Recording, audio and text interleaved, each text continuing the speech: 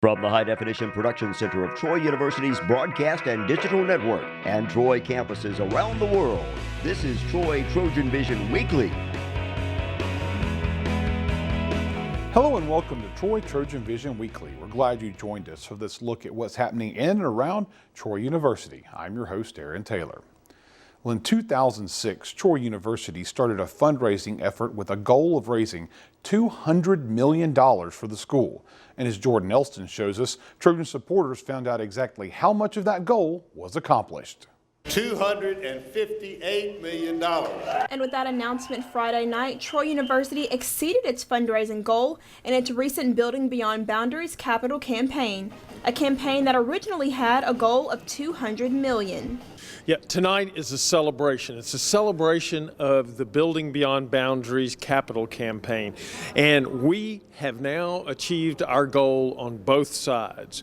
There was a goal on the grants and sponsored program side of $100 million. There was a goal on the traditional fundraising side of $100 million. Chancellor Jack Hawkins feels that the money raised in the multi-year campaign shows the kind of support that will guide the university to the next level.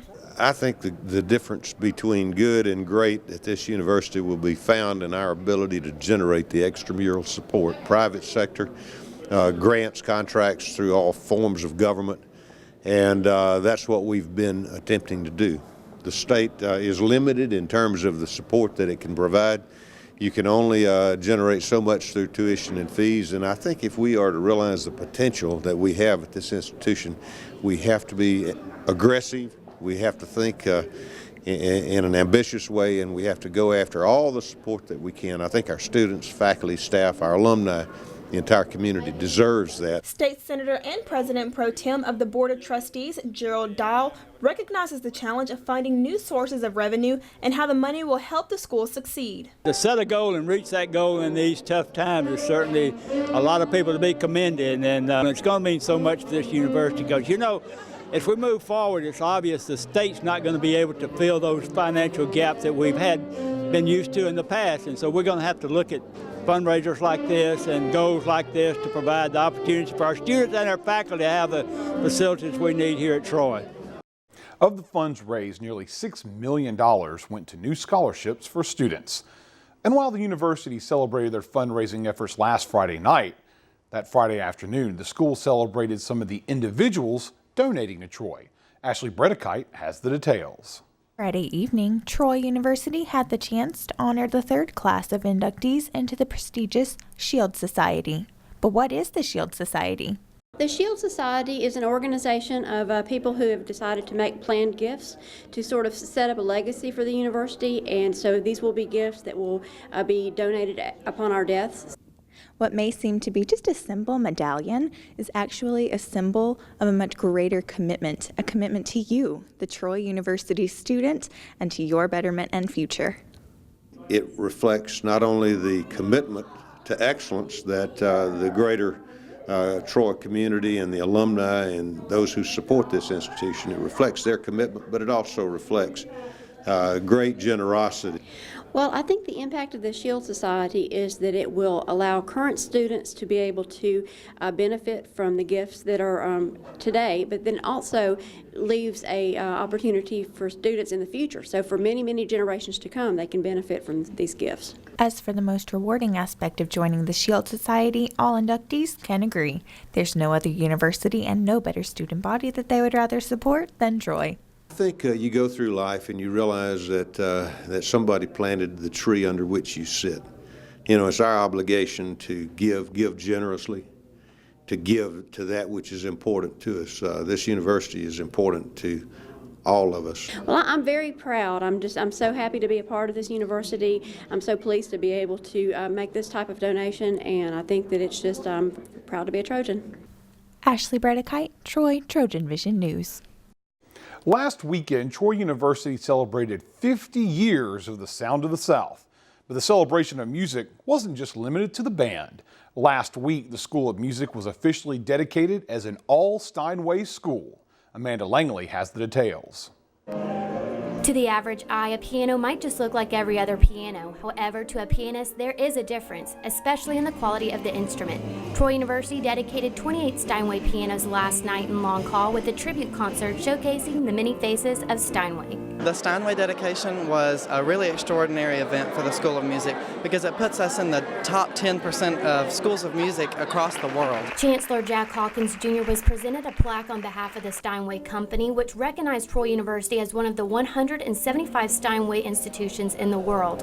On the beginning of the journey of becoming an all-Steinway institution, Troy University also received the first 2 ever sterling silver Steinway pianos in the world. We have the 26 piano delivered directly from New York company, a New York Steinway company, and straight to the German Law School of Music. And also in January, I flew to New York factory, Steinway factory, with 2 Steinway managers and select one of the Golden D Steinway concert piano. Although the cost of the 28 Steinway pianos was $1.3 million, the Chancellor, as well as other attendees last night, agreed that this was a positive investment for the university, for music majors, and the future music majors to come. Whenever you hear the name Steinway, that immediately gets attention from the pianist or really any music student in the world. And so when they hear that we're an all-Steinway school, that's one more step closer to getting them to come here. Amanda Langley, Troy, TrojanVision News. The latest film in the Southern Circuit film series, Imba Means Sing, was shown Monday night in the Claudia Crosby Theater. Ryan Renfro gives us some background on the latest film. Angel, Moses, and Nina. Those are the names of 3 of the children in the African Children's Choir, an organization at the heart of the documentary Imba Means Sing. Driven by the lives, loves, and smiles of African children and culture, the documentary was presented on Tuesday night to Troy students in Claudia Crosby Theater. The African Children's Choir has been around for 31 years now. Their tagline is helping Africa's most vulnerable children today so that they can help Africa tomorrow. So they take children from 7 countries in Africa who can't afford an education, and they take them on tour around the world singing, dancing, drumming, sharing the beauty of Africa and African culture. And on tour, the kids raise money to pay for their education through college. As you can see here, this is Imba Means Sing, a movie in which Bernhardt shines the spotlight on the rhythms, beats, and smiles of an African culture that she has grown to love, all in hopes of not just simply making a movie, but making a difference. I really wanted to show the Africa that I know and love, which is full of beauty and hope, and the kids have so much dignity and potential, and they're just like kids anywhere else, probably even happier and more well-behaved. But they can't get an education. There's 60 million children in the world today that can't go to school, and so I thought this would be a really fun, entertaining, inspiring, and beautiful way to share that sad story and inspire people to make a difference. I grew up, I hope to be a president, a teacher, a pastor, a chef, a professional footballer, a judge, a pilot. Ryan Renfro, Troy, TrojanVision News. And if you missed this week's showing, the movie will be released in theaters and digital downloads starting December 4th. We'll hear more from the producer of the film later in our Trojan Talk segment. Well, we're going to take a short break, but when we return, we'll see the variety of ways Troy University celebrated International Education Week. Stay tuned, we'll be right back. The warrior spirit, it's in there. Always has been. Now let it out and take the world by fire. Train well and learn what it means to be a Troy Trojan. Walk with confidence, conquer, claim territory, and climb ladders. Know that you have the power to stand alone, but the comfort of knowing that you'll never have to. Discover your inner warrior. Find it at troy.edu/spirit. You sure you don't want some? It's chamomile. Listen, you are extremely terrifying. Just the scariest undead subhuman thing on TV, and I really mean that. But I am worried that you could give my kids nightmares if they see you, so I'm gonna have to block you. So that's it. Oh, and tell the zombies they're blocked too. Now back to Troy TrojanVision News Weekly. All this week, Troy University is taking time out to recognize its diverse international student body with a number of activities across campus. Jordan Elston explains. This week is International Education Week, a week for students, faculty, and staff to be enlightened on international culture. International Education Week is actually a national initiative to bring international education and all the different cultures to universities and people around the world, around the country. In honor of International Education Week, Tuesday afternoon, Troy University students had the chance to attend the event, Learning Differences. We were discussing learning differences between our international students and the teaching in American universities. The event highlighted some of the roles that cultural differences play in the American classroom and gave students, faculty, and staff the opportunity to discuss how to help international students better adapt to the American education system. Well, the American and when it comes to studying, students are very open about their confusions, their questions, and they are willing to discuss. And also, students are required to be creative and to have their own ideas. But in Vietnam, we are not expected to be open. We are supposed to deal with our own difficulty, not by asking others, but just by ourselves. The next International Education Week event will be the International Marketplace on Thursday from 11:30 a.m. until 1:30 p.m. In our next piece on the International Education Week celebration, Nathaniel Rodriguez takes a look at an event that reflects more of the academic side of Troy's international culture. Troy University held its symposium on international research and progress early Wednesday afternoon to allow scholars from 12 universities to share their findings. The symposium consisted of 13 short presentations on subjects such as computer science, music education, business management, English, and tourism.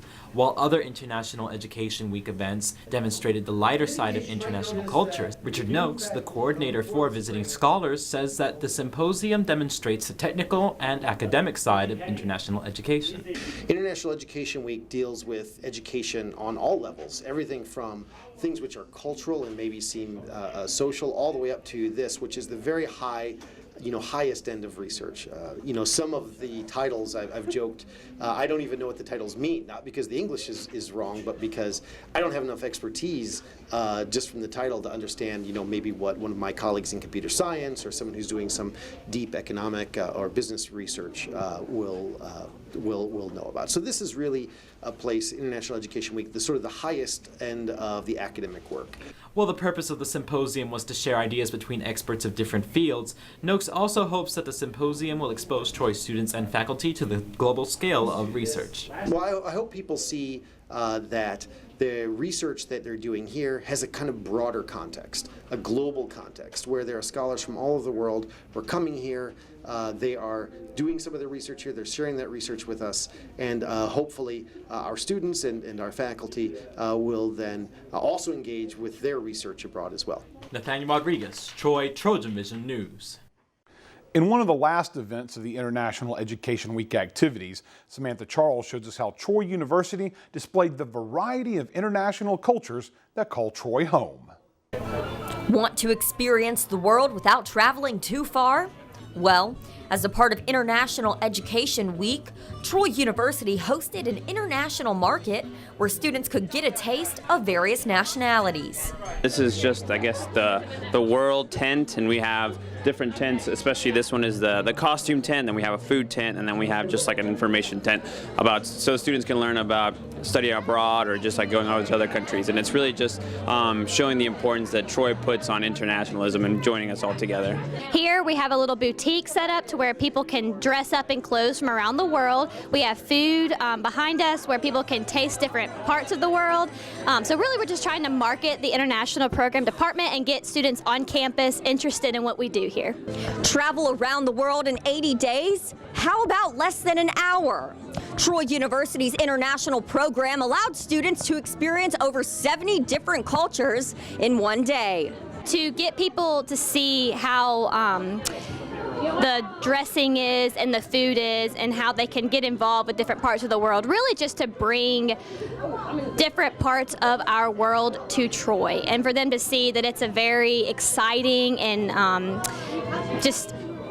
to broaden their thinking about what different parts of our world is. The International Students Office hopes to break down cultural barriers and to eliminate common misconceptions. Misconception about international students is they're not a part of the university as a whole, that they're almost like their own entity, but in reality they're just as part of not only the university but I guess our community, and it's really just they're trying to be able to incorporate and help out, but sometimes they don't get that chance, so it's a good way for students to interact and mingle and really just get together. I think students here need to be more cultured and more aware of different religious beliefs and different cultural aspects like food and ways people dress, just to be more accepting of people that come here. I know that that's a big part of why students like to be involved in international programs. So just to be more well-rounded as a person, more knowledgeable.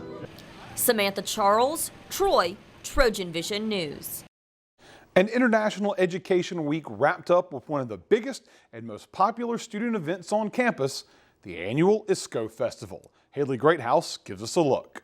Great way to celebrate diversity on campus. The culmination of a whole week of international education. I think it's one of the highlights of the year. The International Cultural Student Organizations Festival has been described in many ways over the past 25 years. On the surface, it looks like a fun event. It's a time just to come together to feature the talent of our international students. And we have tons of different performers and food from 11 different countries, and it's just going to be a lot of fun. But it has a much deeper meaning. So I think it's just about being involved with the world as a whole, and especially just understanding other people's cultures. Troy University encourages learning about international culture, and since the Troy campus is home to 956 international students, it should be easy to learn. I think the energy on the Troy campus now has given excitement to what the international initiatives are. With all the chaos in the world this past week, we have seen cultures uniting. Here in America, there has been some controversy, but events like this are designed to form bonds of friendship and compassion across all cultures.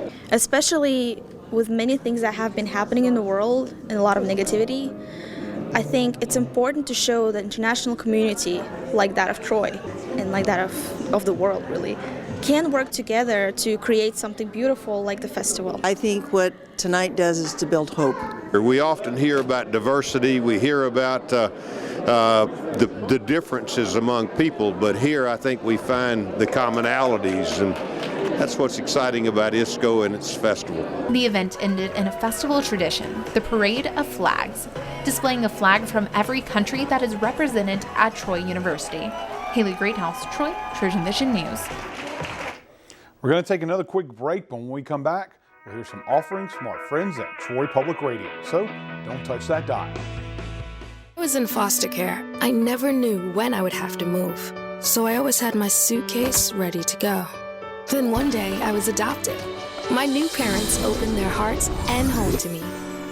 My parents cook my favorite breakfast for me every morning. My parents take me on trips I never thought I would go on. They gave me a home and an even better reason to use that suitcase. My parents aren't perfect, but they're perfect for me. This is Thomas. During the day, he works in research, and at night, he's a warrior. Soon he'll have a degree from Troy University, a historic and affordable public university with flexible online and in-class courses, and professors who know their students by name. Do what you love and be great at it. That's the warrior spirit. Learn more at troy.edu/workingwarrior. Now back to Troy Trojan Vision News Weekly. Each week we take some time to hear some of the work done by our broadcast partners at Troy Public Radio. As we do each week, we'll get another sample of Talk of Troy, the student-produced newscast of Troy Public Radio. Now let's take a listen. It's the Talk of Troy. Voices and sounds from the campuses of Troy University. I'm Thomas Gleaton. This week, retired Air Force General Walter Gavan, who is the Senior Vice Chancellor for Advancement and Economic Development at Troy, appeared on In Focus to provide insight into the recent terrorist attacks in Paris. Producer Pierce Godwin has the story. During General Gavan's conversation with host Carolyn Hutchison, he spoke of the reasons why he thinks that France was the site of the attacks. France has the largest Muslim population of any nation in Western Europe. Some critics point to the failure of France to truly incorporate its Muslim population. Gavan says that part of the reason for the attacks is the way that intelligence information was siloed, and he believes that that is starting to change. The French breaking down walls within their country, within Europe, we're helping them as we can, and I think there's a willingness now to share among countries. Troy Public Radio will continue to provide the latest coverage on the Parisian attacks during its news shows and hourly newscasts. For the Talk of Troy, I'm Pierce Godwin. When a soldier returns home from combat, he or she might find it difficult to shift back into a normal routine. Enter the Story Swap program on the Phoenix City campus, a weekly gathering that allows soldiers to read, write, and more importantly, share their military experiences. Not necessarily to dig up old wounds, but to create a forum where veterans start talking about books that they're reading. Jeff Struker, retired Army chaplain and Troy alumnus, is one of the authors whose book was selected for the program.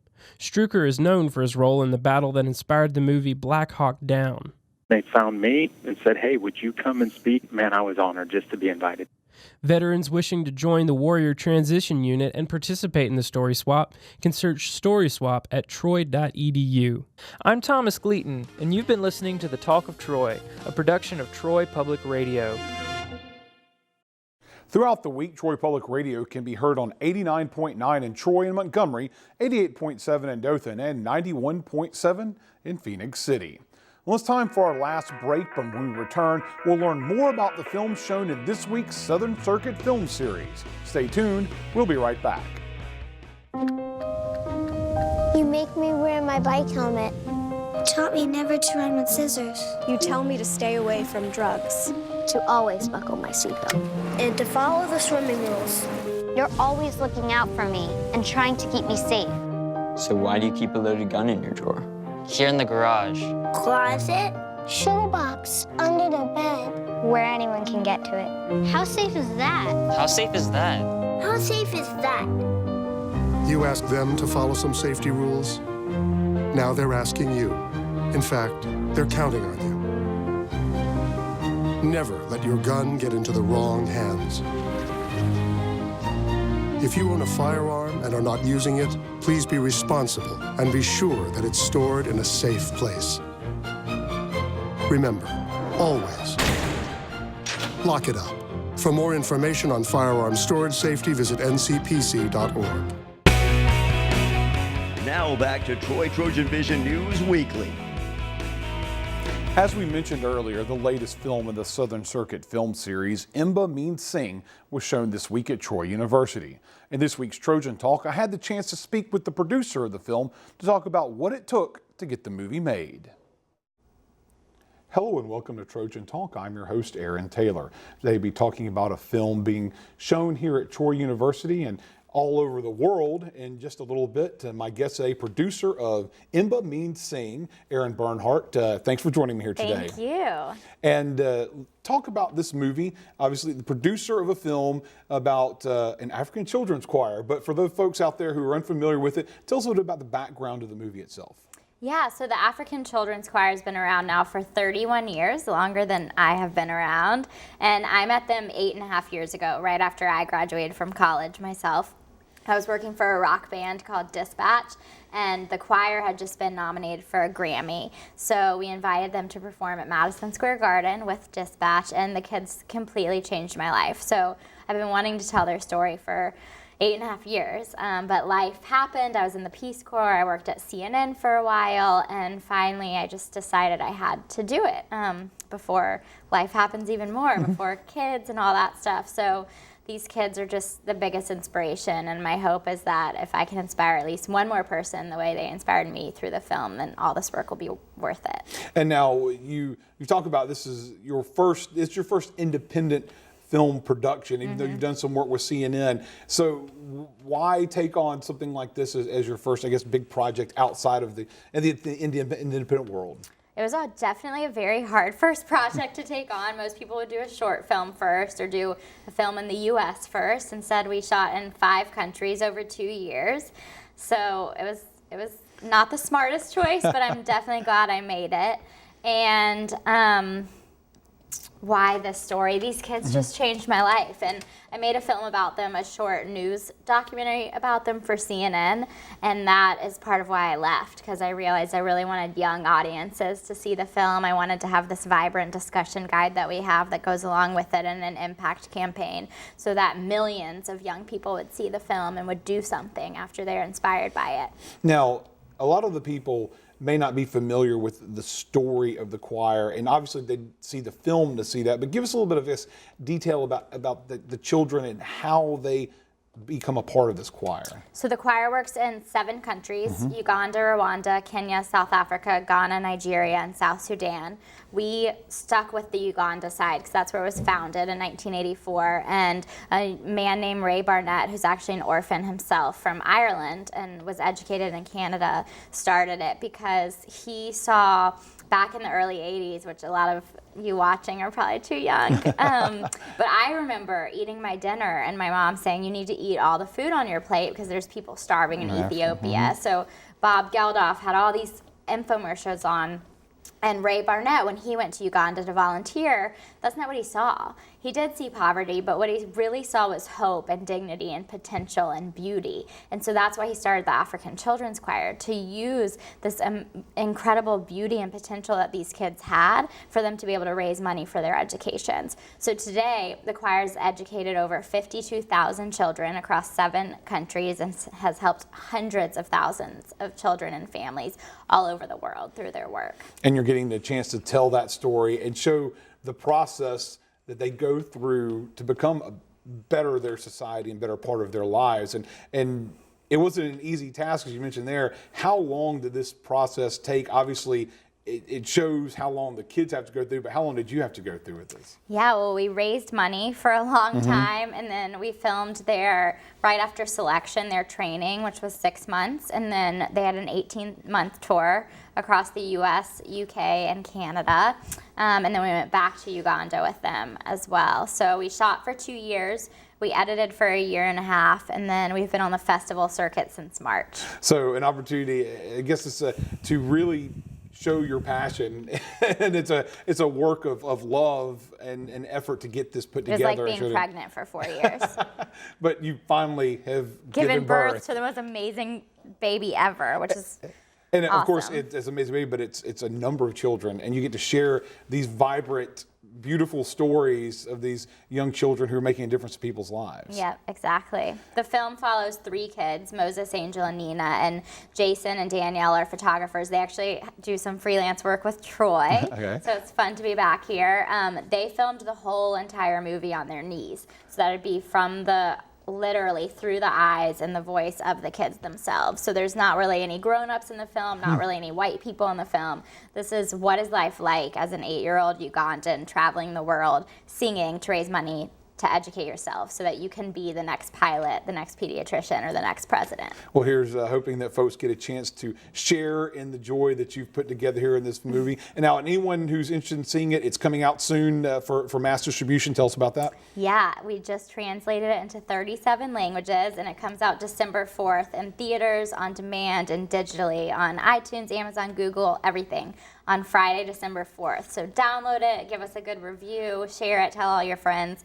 You can find out everything you need to know at imbafilm.com, imbafilm.com, and our hashtag, our handle is @ImbaMeansSing. All right, well, here's hoping that folks get a chance to see this amazing story play out in this film. Thanks for joining us today. Thank you. And thank you for joining us on today's edition of Trojan Talk.